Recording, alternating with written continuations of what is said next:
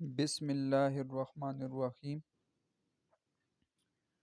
آج کے اس لیکچر میں ہم سلینگ پڑھنے جا رہے ہیں۔ سلینگ کیا ہوتا ہے، اس کی تعریف کیا ہے، سلینگ کون سے الفاظ ہوتے ہیں، اور سلینگ یہ ہماری فرسٹ ایئر اردو کی کتاب میں یہ شامل ہے۔ اور سب سے پہلے دیکھتے ہیں کہ سلینگ جو ہے وہ ہماری فرسٹ ایئر اردو کی کتاب میں کس صفحے پر موجود ہے۔ تو آپ کو نظر آ رہا ہے صفحہ نمبر 52 پر، جو ہم نے اس دن ایک سبق پڑھا تھا، داروغہ جی کی پانچوں گھی میں سر کڑائی میں فسانہ آزاد جو ناول ہے اس سے اقتباس تھا۔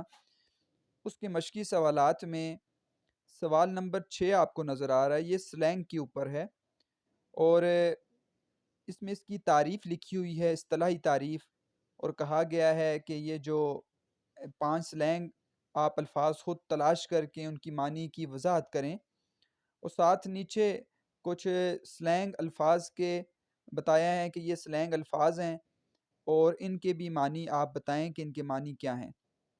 تو انشاءاللہ ہم اس کے معنی تو دیکھ لیں گے۔ سب سے پہلے تو یہ سمجھ لیں کہ سلینگ جو ہے یہ اس کا لغوی معنی ہے اردو کے اندر گرا ہوا یا ساکت یا دوسرے کی جگہ آنا۔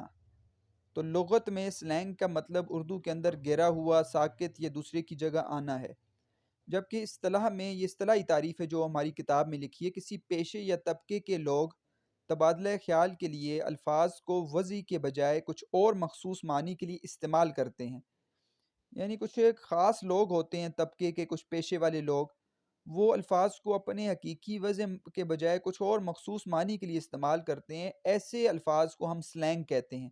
جیسے مثال کے طور پر یہاں پہ لکھا ہوا ہے کہ سیاسی وفاداری بدلنے والے شخص کو لوٹا کہا جاتا ہے۔ تو اب لوٹا تو اصل میں جو ہے وہ اس کا اپنا معنی ہے، وضعی معنی، لیکن اب سیاست کے اندر کوئی ایسا شخص جو وفاداری بدلے اور کسی اور پارٹی میں چلا جائے تو اس پارٹی والے لوگ اس شخص کو لوٹا کہتے ہیں کہ یہ لوٹا ہے۔ تو یہ سلینگ لفظ ہے لوٹا۔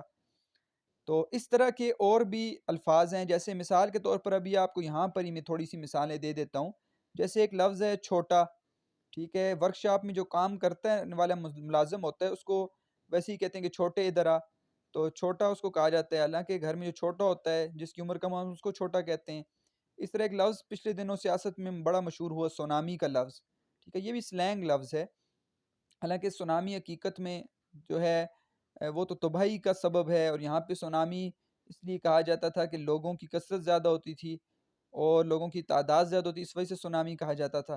پھر انڈر ورلڈ کی دنیا میں جرائم پیشہ جو افراد ہیں ان کے عجیب عجیب جو ہیں وہ انہوں نے اپنے سلینگ لفظ نکالے ہوئے ہیں، ابھی ہم اس کو پڑھیں گے بھی آگے۔ جیسے کہا جاتا ہے کسی کی سپاری دینا، تو آپ نے سنا بھی ہوگا، تو سپاری قتل سے ملنے والی رقم کو کہا جاتا ہے کہ وہ کہا ہے کہ اس کی میں تمہیں سپاری دوں گا، تو وہ کسی کو قتل کرنا ہو تو وہ اس پیسے کو سپاری کا لفظ دیتے ہیں۔ اس طرح پیٹی اور کھوکا وغیرہ کہا جاتا ہے، ٹھیک ہے، اسی طرح انڈر ورلڈ کی دنیا میں جرائم پیشہ افراد کہتے ہیں، اب پیٹی لاکھ کو کہتے ہیں اور کھوکا جو ہے وہ کروڑ کو کہتے ہیں۔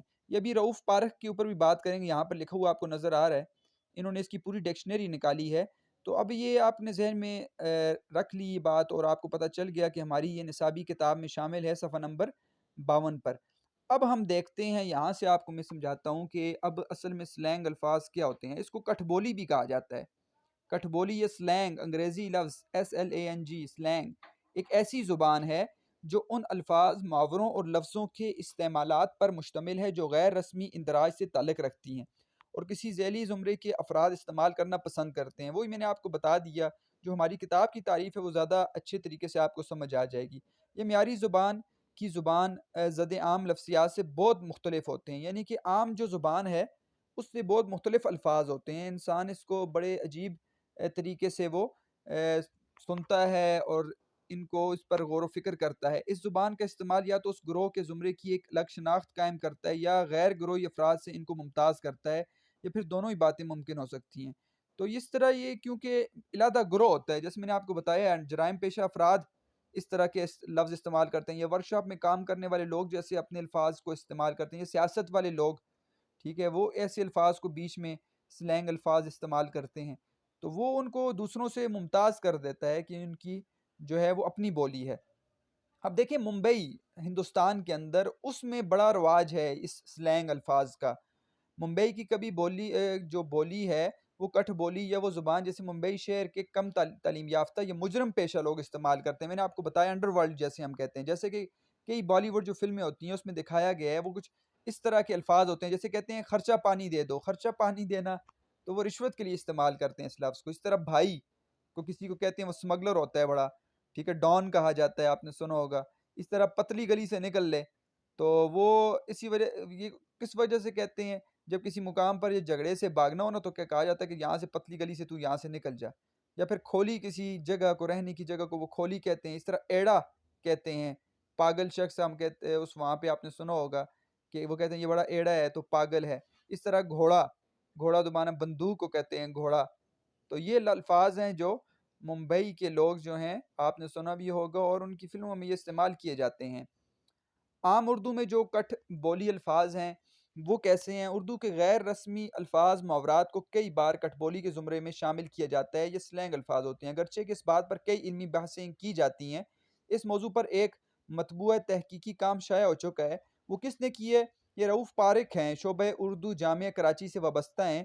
انہوں نے اردو کے غیر رسمی الفاظ و محاورات کی اولین لغت انہوں نے ڈکشنری بنائی ہے رؤف پارک نے، جس میں مصنف نے سلینگ کے رائج تصور یا اس کی بنیادی خصوصیات کو بھی واضح کر دیا ہے۔ لیکن انہوں نے زبان میں جو رائج گالیاں ہیں یا بیہودہ باتیں ہیں یا بازاری اور فحش الفاظ لغت میں انہوں نے شامل نہیں کیے، اگرچہ انگریزی کے لفظ سلینگ میں اس مفہوم کے تمام الفاظ انہوں نے پوری طرح سے شامل کیے اور بڑی محنت سے یہ لغت انہوں نے بنائی ہوئی ہے۔ انگریزی میں سلینگ پر جو کام ہوا ہے اس میں بازاری الفاظ اور گالیاں بھی شامل لغت کی گئی ہیں، لیکن انہوں نے اردو جو لغت کے اندر سلینگ الفاظ ہیں رؤف پارک نے، تو ایسے انہوں نے وہ الفاظ شامل نہیں کیے۔ اب دیکھیں جو الفاظ تھے وہ یہاں پر بھی موجود ہیں، آپ دیکھ لیں یہاں پر مزید الفاظ بھی موجود ہیں۔ سلینگ آپ کو ایک طرف لکھا ہوا نظر آ رہا ہے، وضاحت نظر آ رہی ہے، جیسے ڈھیلا کسی کو کہا جاتا ہے، کاہل کامچور کو ڈھیلا کہتے ہیں، للو پنجو حقیر کو کہتے ہیں۔ اب یہ وٹ کٹ نکالنا یا وٹ کٹ لگانا، ہم کے کسر نکالنا، کمی کا ازالہ کرنا، اور بھر بیٹ یعنی کہ پیٹ بھر بھر کے ہم اس کو ایزی لوڈ ہم رشوت کو کہتے ہیں۔ دو نمبر، دو نمبر ہے جی جہلی یا نقلی چیز کو کہ کریک ہونا، ٹوٹنا، ٹھیک ہے، یہ پاگل ہونا کریک ہے یہ بہت۔ ڈیم ہونا، بجلی کا وولٹیج کم ہونا، اور لو جب کرنا کہتے ہیں الفاظ، اس طرح معاملات طے کرنا، ورڈ پورا کرنا، دکان میں گاہک کی ضرورت کا تمام سامان رکھنا۔ اگرائی، بڑے دکانداروں سے قرض پر سامان لے کر ہفتہ وار پیسے جو لیے جاتے ہیں اس کو اگرائی کہتے ہیں۔ باقیات، کسی چور، کرپٹ آدمی یا ظالم حکمران کے ساتھی جو پیشوا کے جانے کے بعد رہ جاتے ہیں اس کو باقیات کہا جاتا ہے۔ بچہ پارٹی کہا جاتا ہے جب بہت سے بچے جو شور مچاتے ہیں یا چھوٹے بچوں کا جو گروہ ہے اس کو بچہ پارٹی کہا جاتا ہے۔ بڑی مچھلی، طاقتور اور باصر جو شخص ہوتا ہے اس کو بڑی مچھلی کہا جاتا ہے۔ اس طرح فلائنگ کوچ، تیز رفتار جو چلنے والا جو ہوتا ہے اس کو ہم فلائنگ کوچ کہتے ہیں۔ تو یہ الفاظ ہیں سلینگ کے یہاں پر جو استعمال تھے۔ اس کے علاوہ بھی کئی الفاظ میں نے آپ کو بتائے بھی ہیں جو شامل ہوتے ہیں ہمارے روزمرہ جو ہے وہ عام لوگ جو ہیں وہ استعمال بھی کرتے ہیں، اور یہ خاص جو ہے وہ لوگ ہوتے ہیں جو ایسے الفاظ استعمال کرتے ہیں۔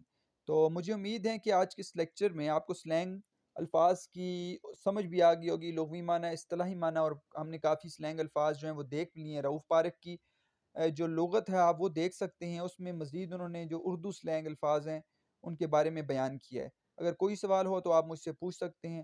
آپ نے محنت کرتے رہنا ہے، اللہ تعالیٰ آپ کو خوش رکھیں۔ والسلام۔